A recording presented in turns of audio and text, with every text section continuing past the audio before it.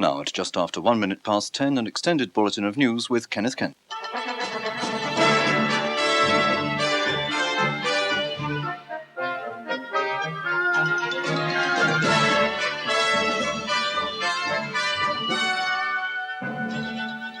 The armed forces now rule in Poland with martial law and the threat of execution for those who break it. At home, the snow comes back worse than ever, but a thaw is coming behind it. And a car bomb explosion in London kills 2 men thought to be Iranians. In Poland, it's more than 20 hours since the military took over, a move, they said, to prevent civil war. Tonight, their grip on the country is tighter than ever. Poland, now under martial law, is sealed off from the outside world. Britain, America, and other Western nations are watching closely. The Soviet Union apparently wasn't involved, but from the background they approved. The crackdown was aimed at the independent trade union Solidarity. Most of its leaders were arrested, though Lech Wałęsa was not among them. But their reaction was defiant. "You are trying to liquidate us. We will strike." We've received our first pictures of the hours after the state of emergency was declared. Michael Burke reports.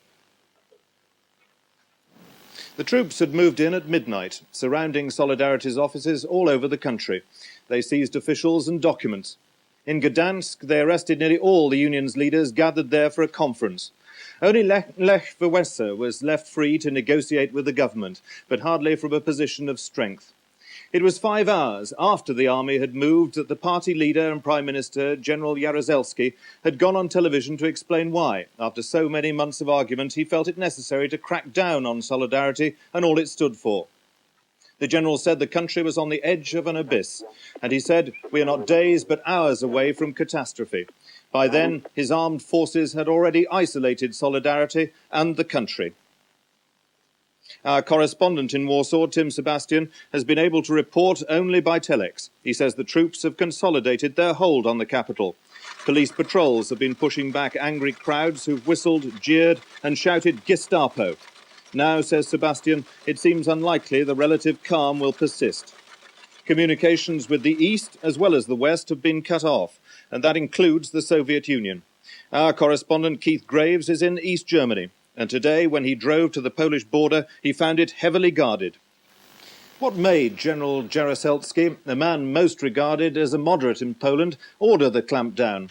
His country is billions of pounds in debt to the West, debts, incidentally, that are now even less likely to be repaid. His people are so short of food, they're living on what many would consider a starvation diet. But it's the threat to Poland's communist system posed by Solidarity that's made him act. In the last 10 days, the radicals within Solidarity have been increasingly outspoken. Even more important, they seem to have won the backing of Lech Wałęsa, who until recently had been a calming influence in the union leadership.